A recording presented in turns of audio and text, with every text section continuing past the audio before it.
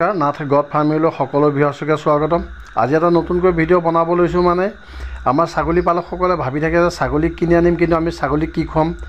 ছাগলী পুহিবৰ কাৰণে বহুত মুকলিকৈ এৰি দিব পৰা বহুতখিনি জেগা লাগিব নেকি, বা নিজৰ সৰহকৈ ঘাঁহ এডৰা লাগিব নেকি, তেনেধৰণৰ কথা বহুতে চিন্তা কৰি থাকে। তো সেই তেনেকুৱা ধৰণৰ কথাকে লৈ পেলাই আজি ভিডিঅ'টো বনাব লৈছোঁ। যদি ভিডিঅ'টো ভাল লাগে নিশ্চয়কৈ চেনেলটো ছাবস্ক্ৰাইব কৰিব বুলি আশা থাকিলে লাইক কৰিব, কমেণ্ট কৰিব। আহকে ভিডিঅ'টো আৰম্ভ কৰোঁ।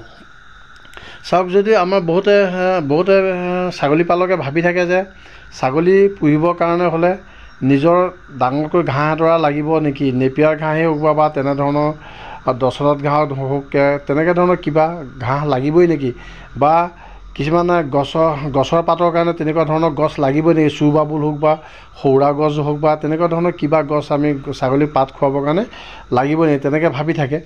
তো সেইকাৰণে আজি মই ভিডিঅ'টো বনাব লৈছোঁ। চাওক, ছাগলী পুহিবৰ কাৰণে আমি এনেধৰণৰ হাইড্ৰপনিক ঘাঁহ কৰি ল'ব পাৰোঁ, কিন্তু হাইড্ৰপনিক ঘাঁহ আমাক লাগিবই যে সেনেকুৱা নহয়। আমাৰ নেপিয়াৰ দ্বাৰা পৰাপক্ষত থাকিলে ভাল, কিন্তু নাথাকিলেও ইমান কথা নাই।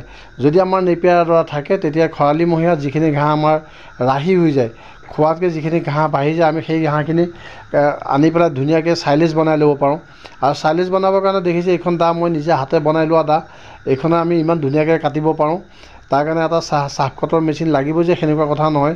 ওপৰৰ চুকত যে যিটো আইকন দেখিছে তাত মানে এই ৰাজস্থান, ইউ পি, বিহাৰ এইবিলাক জেগাত এনেকৈ হাতেৰে কটা মেচিন আজিকালিও আছে।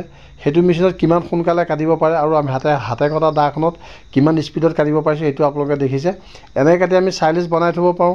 নহ'লে খৰালিমহীয়া আমাৰ ধান কটাৰ পিছতে পথাৰবিলাকতো একেবাৰে খালী পৰি থাকে, তাততো আমি তেনেকৈ মাকৈ কৰি ল'ব পাৰোঁ। মাকৈ কৰাৰ পিছত মাকৈখিনি যদি আমি চাইলেজ বনাই দিওঁ, মাকৈ চাইলেজ আপোনালোকে জানে কেঁচা ঘাঁহৰ অভাৱে পূৰণ কৰে, আৰু চাইলেজখিনি বনোৱাৰ 1-1.5 মাহৰ পিছৰ পৰা ছাগলীক বা গৰুক খুৱাবৰ কাৰণে উপযুক্ত হয়। গতিকে আমি চাইলেজ বনাই থ'ব পাৰোঁ, আৰু চাইলেজ খাই ছাগলীয়ে বৰ ধুনীয়াকৈ খায়, আৰু মই এনেকৈ বনাই পেলাই খুৱাইছোঁ। যদি আমি চাইলেজ বনাই থওঁ তেতিয়া বাৰিষা দিনত কেঁচা ঘাঁহৰ কাৰণে অকণো চিন্তা কৰিবলগীয়া নহয়। আৰু বাৰিষা অহাৰ লগে লগে চাইলেজ উলিয়াওক, তাতে চাপৰ বা মিনাৰেল মিক্সাৰ কিবা অলপ মিক্স কৰি দিওঁ। দিনটোত এবাৰ হ'লেও মিনাৰেল মিক্সাৰ মিক্স কৰি দিব লাগে একচুৱেলি। আৰু মাহটোত পাৰিলে 50টা ছাগলীৰ মাজত 1 কেজিমান মিনাৰেল মিক্সাৰ খুৱাই দিলেও যথেষ্ট হয়। তেতিয়া ছাগলীৰ স্বাস্থ্য পাতি ভালে থাকে। কেঁচা ঘাঁহৰ অভাৱ পূৰণ কৰিবৰ কাৰণে আমি চাইলেজ বনাই ল'ব পাৰোঁ। আৰু চাইলেজ বনোৱা বস্তুটো হ'ল একেবাৰে সহজ পদ্ধতি, ইয়াতে কোনো বেছি মাথা মাৰিবলগীয়া কথা নাথাকে। এই বজাৰত পলিথিন পায়, পলিথিন লৈ আহিব লাগে, আমি সহজতে এনেকৈ চাইলেজ বনাই ল'ব পাৰোঁ।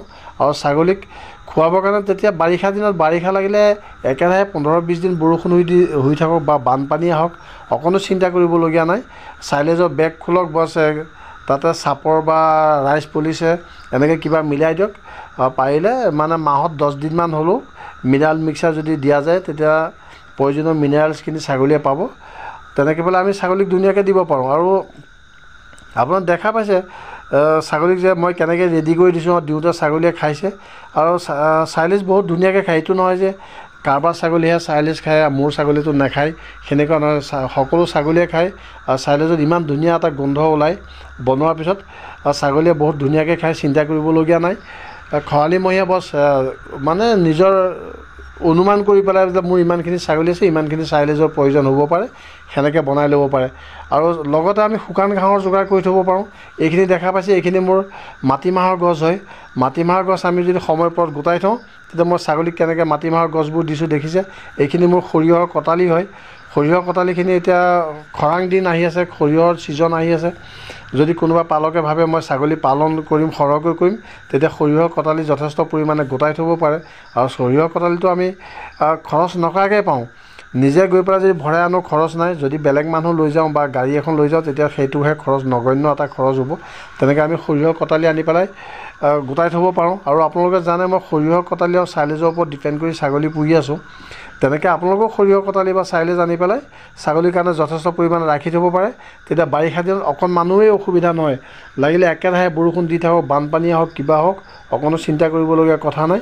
এনেকৈ পেলাই ছাগলী পালন কৰাটো সম্ভৱ, একেবাৰে সম্ভৱ। আৰু ছাগলী এনেকৈ কৰাৰ পিছত যেতিয়া নতুন নতুন পোৱালিবোৰ জগিব, F1, F2 পোৱালিবিলাক আহিব, তেতিয়া নিজৰ মনটো বহুতেই ভাল লাগে। আৰু ছাগলী পালনৰ কাৰণে ঘাঁহৰ কাৰণে অকণমানো চিন্তা কৰিবলগীয়া নাই।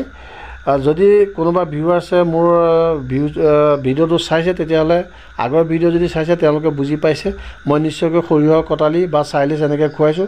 বৰ্তমান সময়তো মোৰ চাইলিছখিনি শেষ হৈ গ'ল, জোখতকৈ মই অলপ কম বনাইছিলোঁ চাগে, কিন্তু সৰিয়হৰ কটালি এতিয়া মোৰ যথেষ্ট পৰিমাণে আছে আৰু নতুনকৈ ওলোৱালৈকে মোৰ চলি থাকিব। এনেকৈ আপোনালোকেও গোটাই ল'ব পাৰে, চিন্তা কৰিবলগীয়া অকণমানোৱেই নাথাকে। আৰু ছাগলী পালন ধুনীয়াকৈ কৰিব পাৰে আৰু নতুন নতুন পোৱালি অহাৰ পিছত বছ মুখত মাত্ৰ হাঁহিয়ে উঠিব, ইমান মানে ফূৰ্তি লাগি থাকে পোৱালিবোৰ যেতিয়া দেখা পোৱা যায়। তো আজিলৈ ভিডিঅ'টো ইমানেই আছিলে। যদি ভাল লাগে নিশ্চয়কৈ চেনেলটো ছাবস্ক্ৰাইব কৰিব বুলি পুনৰবাৰ আশা কৰিলোঁ। থেংক ইউ ভিডিঅ'টো চোৱাৰ বাবে।